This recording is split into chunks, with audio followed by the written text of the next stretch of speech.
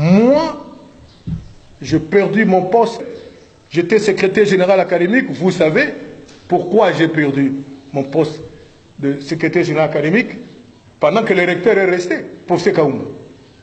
Parce que, au moment où on voulait se manger de Joseph Kabila, je suis le seul du pays sur le plateau de la RTNC. L'émission de Kashinda Tchongo, je ne sais pas s'il est déjà parti. J'ai oublié encore cette grande émission politique qu'il tenait, Impact, où j'ai pris les documents d'inscription d'Azarias Ruberoa à l'université de Lubumbashi. Né à tantôt à Minembwe, tantôt à une autre ville que je ne citerai pas, on va dire que j'ai fait la délation, au Rwanda. Quand il termine son examen d'État, il est né à Minembwe au Sud Kivu. Dès qu'il vient s'inscrire ici, il est né de l'autre côté. Moi, j'ai donné le papier et j'ai dit à Kisimba, souvenez-vous-en, vous le connaissez, Kisimba, qui était le responsable de CMI ici. En direct, je lui ai dit, comme la loi dit que s'il y a des doutes quelque part, demandez au candidat de produire au moins 4 témoins. J'ai dit, demandez à Ruberoa de produire 4 témoins de Minembwe. Il n'y a personne qui l'a fait. Moi, je l'ai fait. Et 3 jours après, on a appelé Ruberoa, on lui a dit, pas le RCD, on lui a dit, ce type-là, si vous le laissez ici, secrétaire de l'académie, nous, on ne sera même pas fait la campagne. Et Ruberoa donnera des instructions à Lola. C'est Lola, je crois, qui était notre ministre de l'enseignement supérieur. Je tâtonne.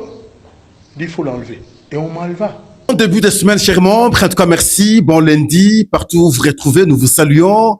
Encore aujourd'hui, à notre exercice, vous savez bien, chaque jour suffit 16 informations sur notre plateau de patriotes. Encore aujourd'hui, on est revenu pour parler pays ensemble. D'ailleurs, nous allons interagir en abordant des questions qui nous intéressent. Pas ailleurs. Ici, chers membres. Merci, merci, merci. Vous qui nous appelez, vous qui nous avez appelé plutôt du Portugal, de l'Espagne, beaucoup d'appels aussi, beaucoup de messages aussi. Merci de tout cœur. Du Cameroun, beaucoup nous ont écrit. Nous vous remercions du Gabon, précisément Libreville, beaucoup nous ont écrit. Merci, merci de l'Angola, n'en parlons pas, c'est pratiquement chaque jour. Nous savons vous remercier, chers membres. De l'Ouganda, certains Congolais sont dans des camps de réfugiés. Nous ont fait comprendre, Pascal, ce que vous faites, c'est extraordinaire, ça nous soulage. Nous savons vous suivre pratiquement chaque jour. Vous pensez à nos peines. Vous pensez à nos souffrances. Vous pensez à nous pratiquement chaque jour. Merci de tout cœur, Monsieur Pascal. Ah oui, moi aussi je vous remercie. Je n'ai pas de choix que de faire ce que je dois faire. Le Rwanda est sur nos terres. Le Rwanda est chez nous et nous fait souffrir de cette façon. Je ne peux pas, moi, rester à fond.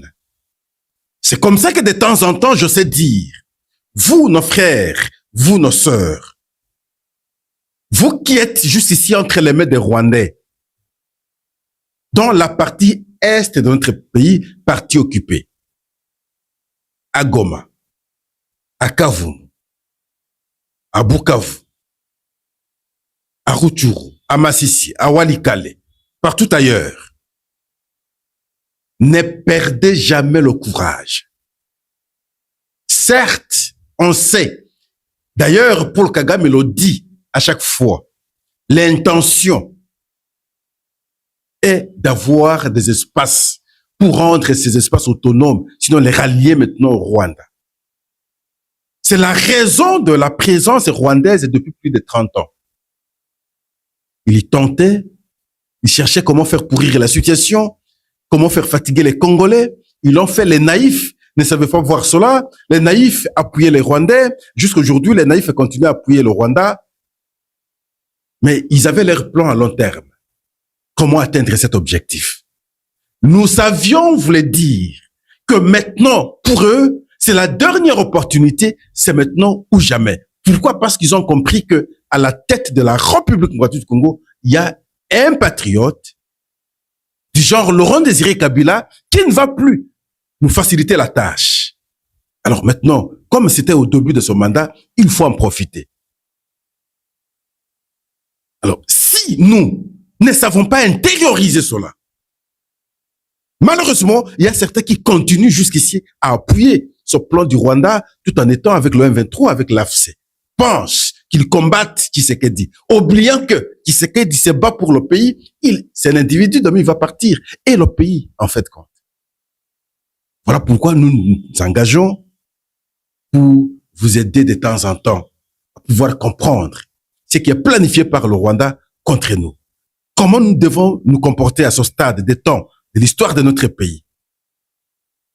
Nous pensons que nous devons, en tout cas, nous engager définitivement, advienne que pourra. Nous vous saluons, chers membres. Voilà parce que ils continuent toujours à rêver, c'est que ils ont déjà planifié. Alors, je vous informe que depuis hier dimanche, depuis le matin jusqu'au soir, il y a eu des affrontements très sérieux du côté du Haut-Plateau, non loin de Uvira. Leur intention jusqu'ici, c'est comment avoir Uvira. C'est comme ça que les affrontements ont été constatés hier dans le village Malimba, Masango et Rubarati. Alors vers Kuholoholo et Maravia, la situation reste alors très tendue. Ces villages ne sont pas très loin de Uvira. Alors nos FARDC ont souhaité maintenant se positionner vers Munanira. Munanira, c'est à la porte d'Uvira. Voilà pourquoi nous disons ici, ceci, chers membres. Nous interpellons alors directement notre chef d'état-major et notre ministre de la Défense. Qu'est-ce qui se passe? On a tellement dit des choses contre vous, mais on constate que ça ne change pas. Sur terrain, c'est difficile d'apprendre que nous avons récupéré le chef-lieu d'un territoire. C'est difficile d'apprendre que nous avons récupéré une grande ville. Si on a récupéré, c'est juste un petit village, ainsi de suite. Ça nous agace, ça nous fatigue. C'est comme ça que nous ne savons plus parler de tel village est récupéré, ainsi de suite. Je pense, et je m'interroge en même temps, si cette situation les arrange. Ceux qui sont commis, en tout cas, au commandement, là nous parlons des militaires, mais ils devraient se regarder deux fois. Nous devrions également les interpeller autant de fois. Voici la situation actuelle vers les hauts plateaux, loin de Uvira.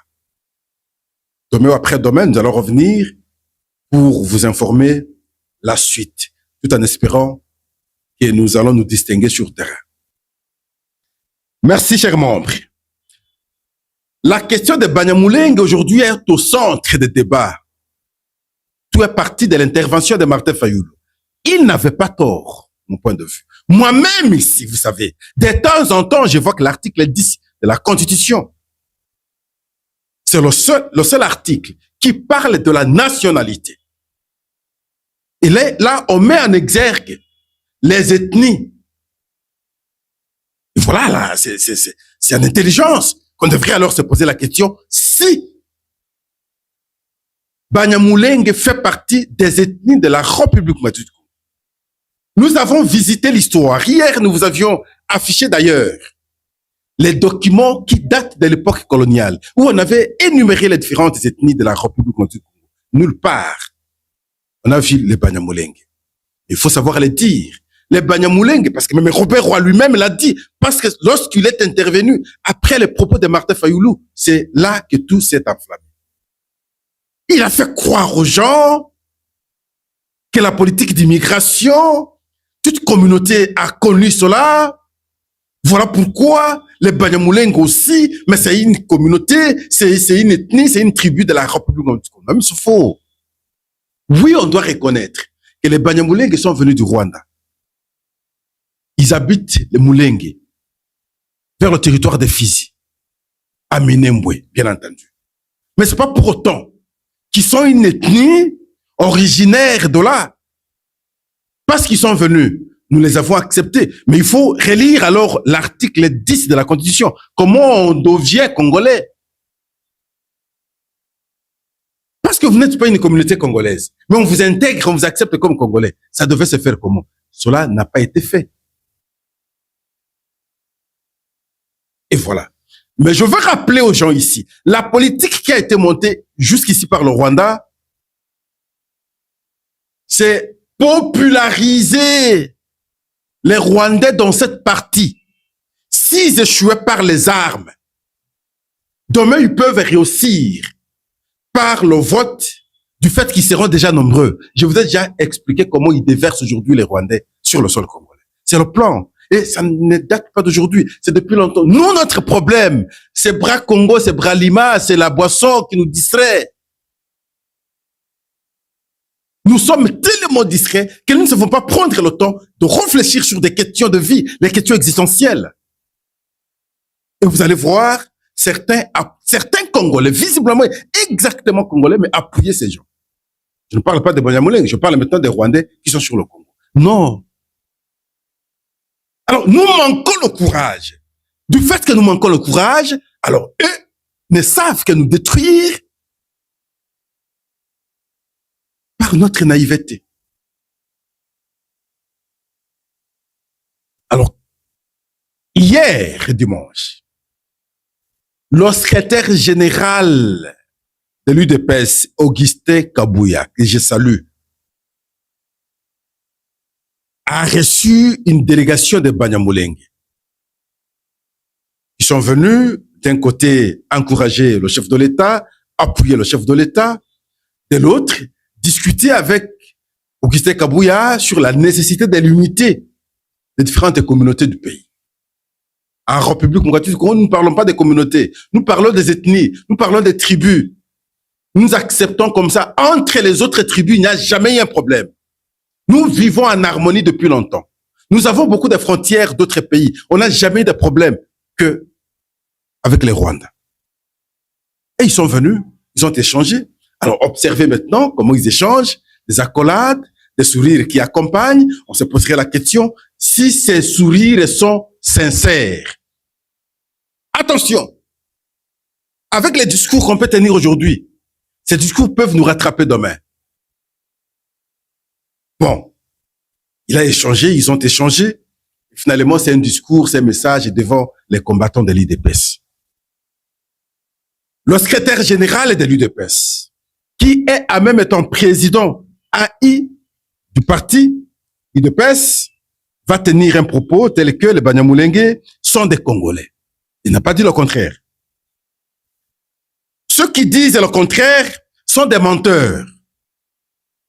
Mais au moins, il n'a pas dit si les Banyamulenge sont une tribu congolaise. Il fallait qu'il le dise. Nous pouvons suivre alors Augustin Kabouya aux côtés d'une délégation de Banyamulenge face aux combattants de l'UDPS. Les politiciens, les Banyamulenge ne sont pas des Congolais, ce sont des menteurs.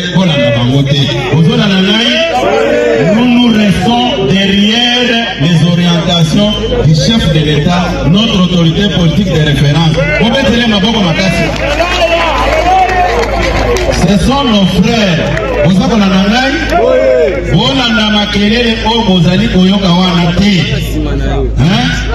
comment on peut prétendre diriger ce pays, mais quand on a une temps contre une communauté? Est-ce que c'est normal?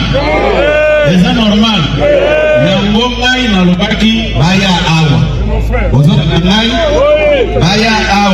Comme ça, quand Kagame va regarder ce soir, il va dire Kabouya m'a provoqué encore.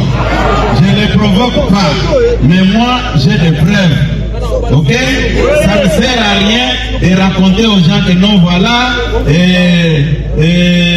nos frères Banyamulenge sont maltraités par le régime Tshisekedi. Ils sont là, ils sont au siège du parti du président de la République, son Excellence Félix Antoine Tshisekedi Tshilombo.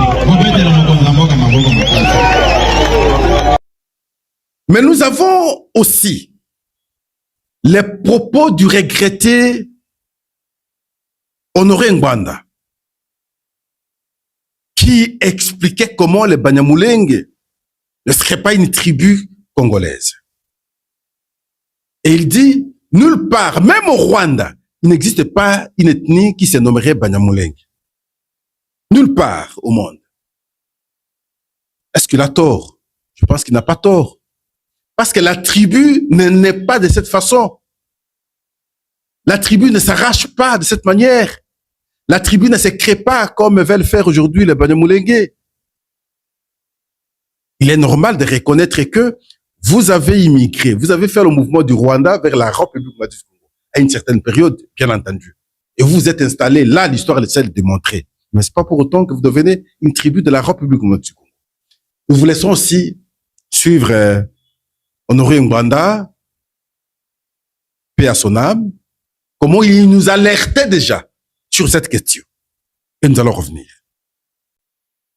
Les Banyamulenge, mesdames, messieurs, c'est une tribu qui n'existe nulle part au monde, ni au Zaïre, ni au Rwanda, ni au Burundi.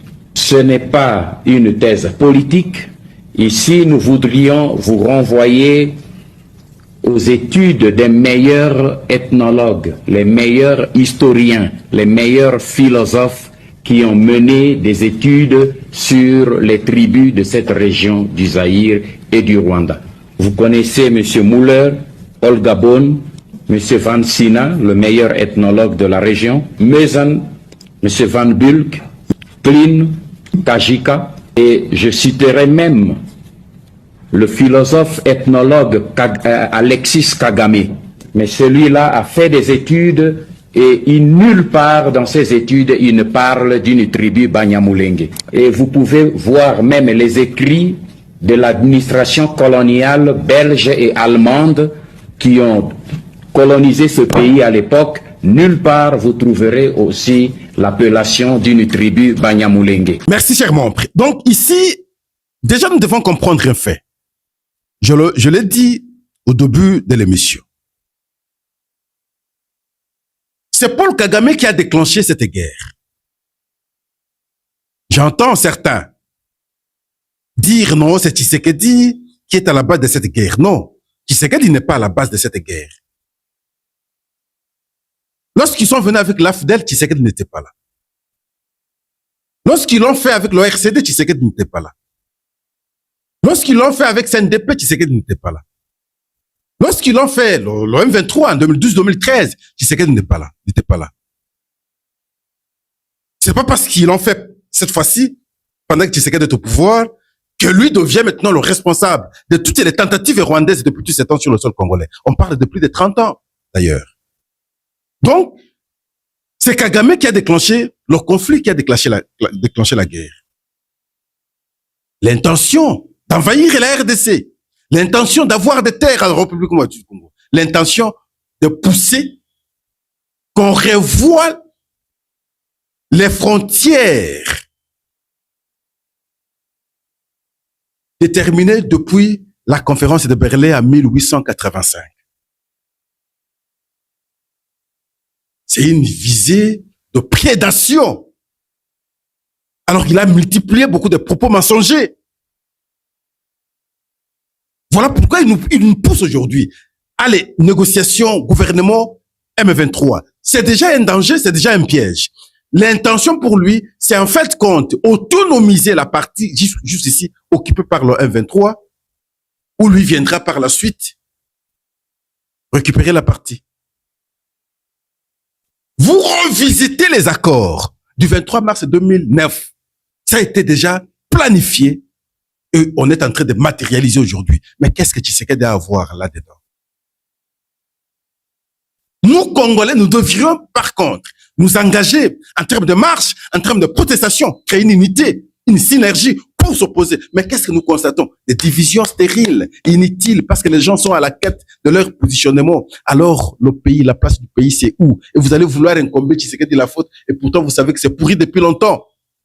C'est comme ça que quelque part, quels que soient les propos de Martin Fayoulou, moi, je l'appuie. Lorsque nous avons des gens qui savent dire des choses avec courage, clairement, dans le contexte actuel, il faut savoir les appuyer. Nous savons les dire à travers notre plateau ici.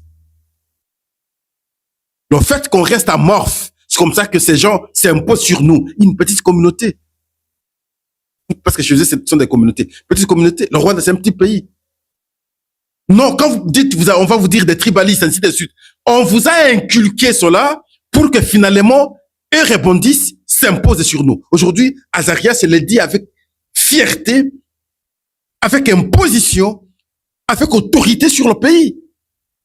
Et nous sommes observateurs. Alors, Kagame a mis à l'avant-plan les objectifs mensongers. D'un côté FDLR, de l'autre côté ainsi de suite. Et on a pourri la situation. Nous sommes dans ce contexte. Échanger avec le M23. Nous aussi, nous avons échangé avec le M23. Les États-Unis qui nous ont accompagnés dans ces échanges ne sont pas sérieux, ne sont pas sincères, je voulais dire, le concept qui contient, ne sont pas sincères.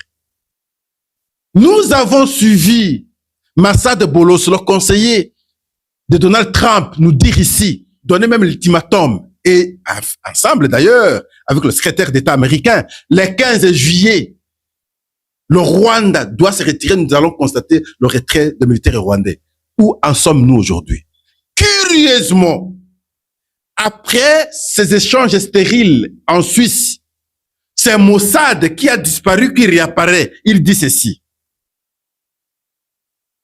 Je me réjouis des progrès supplémentaires accomplis lors des réunions tenues en Suisse. Quels progrès supplémentaires? Et pourtant, les gens ont encore projeté d'autres rencontres inutiles. Pendant ce temps, c'est les Congolais qui meurent. Où est le cessez-le-feu en question? Parce que là, ils ont dit non, on s'est convenu sur le cessez-le-feu. Mais du début de l'émission ici, je vous ai dit des affrontements vers Ovira. Je vous ai cité même des villages. Depuis hier dimanche, le cessez-le-feu, c'est où? Le cessez-le-feu, c'est où? Nous sommes observateurs. Nous consommons des bêtises comme ça et le pays est en train d'être détruit, occupé par les Rwandais, par notre naïveté. Et nous observons sous notre barbe. Non, moi, je ne le ferai pas. Moi, je ne le ferai pas. Je n'accepterai pas. Je ne céderai pas. Je continuerai à dénoncer. Le plan du Rwanda sur le Congo, je continuerai à le dénoncer. Les Américains ne sont pas sincères. Un matin, ils ont un discours. Un autre matin, ils ont un autre. Et nous pensons que là, ils nous accompagnent, alors qu'ils ne nous accompagnent pas. Des gens qui sont parvenus jusqu'à dire que nous sommes avec le Rwanda pour ramener la paix dans la sous-région avec le Rwanda. Ça, c'est les Américains qui le disent. Je ne peux pas dire qu'ils ignorent, ils le savent, que c'est le Rwanda qui est le pays perturbateur. C'est Paul Kagame qui est le pays, qui est l'homme perturbateur, l'agresseur. Mais comment vous pouvez ramener la paix dans la sous-région avec le pays agresseur, le pays perturbateur? C'est le Rwanda qui attaque pratiquement tous les autres pays. Le contraire aurait été possible.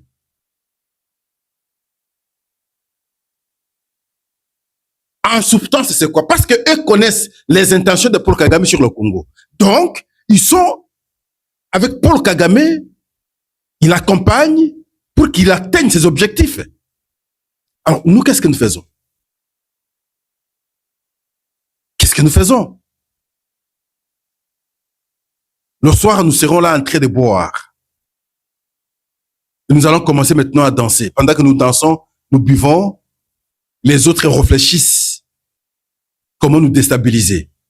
Et nous-mêmes, nous allons nous opposer. Ils vont vouloir nous opposer. Ils nous opposent. Jamais vous allez voir les Banyamulenge s'opposer contre eux. En tout cas, non. C'est comme ça que je dis même à Augustin Kabouya, oui, c'est bon, là, vous suivez le sourire. Mais le sourire, hélas, n'est pas un sourire sincère. Ils viennent s'intégrer, ils s'intègrent comme ça, finalement, demain, pour vous déstabiliser de l'intérieur. Est-ce que vous les avez vus entre eux s'opposer? Pourquoi nous nous opposons très facilement? Est-ce que vous voyez les Rwandais s'opposer entre eux? Pourquoi nous nous opposons très facilement? Pourquoi nous ne pouvons pas comprendre qu'aujourd'hui, nous devons créer la synergie? Oui, il y a un problème évident, mais entre nous, nous devons faire face. Des petits problèmes, mais en termes de quête de pouvoir, oui, ça peut être réglé à l'intérieur. Et voilà, nous sommes dans ces conditions. Merci beaucoup, chers membres. Nous allons dans le Haut-Katanga pour parler de la visite des chantiers à Pweto par le gouverneur Martin Kazembe Choula. Les travaux évoluent très normalement. Les travaux exécutés, bien entendu, par l'OVD, à la satisfaction du gouverneur, à la satisfaction de la population. Observez vous-même la qualité des routes. C'est comme ça que Pascal, je dis, le malheur avec notre pays, c'est souvent lorsque nous avons des gens qui parviennent à se distinguer, des gens qui vont répondre aux attentes de la population. Souvent, c'est les mêmes personnes qui sont combattues. Mais avec un tel monsieur, une cité qui n'avait pas même une route asphaltée, son objectif maintenant, c'est asphalter la voirie de Pweto. Après qu'il ait fait celle de Kasenga, que les travaux aient été déjà lancés dans d'autres voiries à travers les chefs-lieux et les villes du Haut-Katanga. Les chefs-lieux des territoires, bien entendu. Quel engagement! Mais Losancourt a besoin d'un tel gouverneur. Losancourt, chez moi, a besoin d'un tel gouverneur. Vous allez à Sakanya, les travaux déjà lancés pour la voirie de Sakanya. Vous venez à Mokambo, les travaux déjà lancés pour la voirie de Mokambo. Vous allez à Kasumbalesa, les travaux déjà lancés pour la voirie de Kasumbalesa. Vous allez à Kipushi, les travaux déjà lancés pour la voirie de Kipushi. À Kasenga, c'est déjà fait. Et voilà, là c'est en Pweto. Mais lorsque dans un pays vous avez un tel monsieur, je crois que vous pouvez jurer pour l'accompagner jusqu'à la concrétisation parfaite de certains rêves. Pour qu'en fait, compte, il crée également des disciples, des gens qui pourront maintenant les prendre comme modèle afin qu'ils puissent continuer le travail d'accompagner la population. C'est tout ce qu'on a besoin au pays. Et vous allez voir, chers membres, je vous prends en témoin aujourd'hui. Prenez rendez-vous avec moi. Vous allez voir, on va les combattre. Vous verrez, on va les combattre. C'est-à-dire que vous allez comprendre que les Congolais ne sont pas sérieux. Moi, je vous laisse suivre alors ce qu'a été cette visite en Pweto, où il est allé encourager l'évolution des travaux pour que la voirie de Pweto soit asphaltée. Vous pouvez suivre. La visite des chantiers a débuté par le rond-point Mbaboula avant d'inspecter les travaux en cours d'exécution sur l'avenue Katabé, longue de 9 km, partant de Mbaboula jusqu'au poste frontalier entre la RDC et la Zambie. Les engins et les agents de l'Office des voiries et drainage sont déjà à pied d'œuvre pour finaliser les travaux d'assainissement, ce qui traduit la satisfaction de Martin Kazembe Choula, gouverneur intérimaire du Haut-Katanga, et pris des volontés pour le développement à la base, tel que voulu par le président de la République, Félix-Antoine Tshisekedi Tshilombo. Tel que je l'ai souligné dans mon speech lorsqu'on échangeait avec la population de Pweto, j'étais en train de les rassurer et surtout le faire savoir de la volonté du chef de l'État qui prône le développement au niveau de la base. Et par la même occasion, je tiens sincèrement à féliciter notre régie technique qui est l'OVD, qui nous accompagne véritablement, surtout avec l'acquisition des engins qu'on a fait récemment. Et les travaux évoluent très bien. Ce ne sont pas seulement à Pweto, nous sommes à Sakanya, à Mokambo, à Kasumbalesa et partout ailleurs dans la province du Haut-Katanga. Donc nous sommes en train de militer pour que la province du Haut-Katanga se développe, même dans les territoires, même à l'intérieur. Les travaux vont arriver jusqu'ici. Et en dehors de ces tronçons de 9 km, de là où nous avons commencé jusqu'ici à la frontière, nous allons aussi prendre les tronçons de l'aéroport jusqu'à la rivière Louvois. Voilà. Donc c'est ça au moins notre souhait. Nous voulons vraiment moderniser la voirie urbaine de Pweto, bien sûr. Le directeur provincial de l'OVD, dans la province du Haut-Katanga, Dieudonné Aboula, ne fait qu'appuyer sur l'accélérateur pour que les travaux soient exécutés dans les délais, conformément à la recommandation du gouverneur bâtisseur Martin Kazembe Choula. Là, nous sommes déjà à plus de 3 km 400 de caniveaux. Et puis, il y aura aussi 4 ponts qu'on doit construire. Mais nous nous sommes dit, avant que les pluies ne tombent, qu'on mette cette route à l'état de praticabilité. C'est-à-dire que nous allons exécuter les travaux jusqu'à la couche de base pour permettre qu'il y ait liaison entre disons la République zambienne et notre République, pas à travers la cité de Puerto. Donc les gens doivent être calmes. Nous exécutons les travaux selon les normes. Les moyens sont mis en place. C'est une occasion aussi de remercier son Excellence M. Lovene pour la confiance placée à son instrument par excellence qui est l'OVD, avec la mise à disposition du nouveau matériel. Et vous allez voir que ça prendra de l'allure. Nous, on n'a pas peur de la pluie. Mais pendant la pluie, l'OVD exécute les travaux. Lubumbashi n'étant pas le Haut-Katanga, les travaux du genre sont exécutés dans tous les 6 territoires et toutes les villes. Grâce aux engins acquis sur fonds propres du gouvernement provincial du Haut-Katanga. Puerto, Tony Moutung, RTNC. Voilà, chers membres, c'est par là que nous mettons alors un terme à notre numéro d'aujourd'hui. Demain, c'est notre jour avec ses réalités. On reviendra demain pour parler pays comme nous avons l'habitude. Mais n'allez jamais ailleurs. Restons ici. Au revoir. Nous sommes arrivés à la fin de cette édition. Merci à vous de nous avoir suivis jusqu'ici. Si vous avez apprécié ces contenus, n'oubliez pas de vous abonner à notre chaîne, d'activer la cloche de notification pour ne rien manquer de nos prochaines vidéos. Likez et partagez cette vidéo. On se retrouve très prochainement. À bientôt.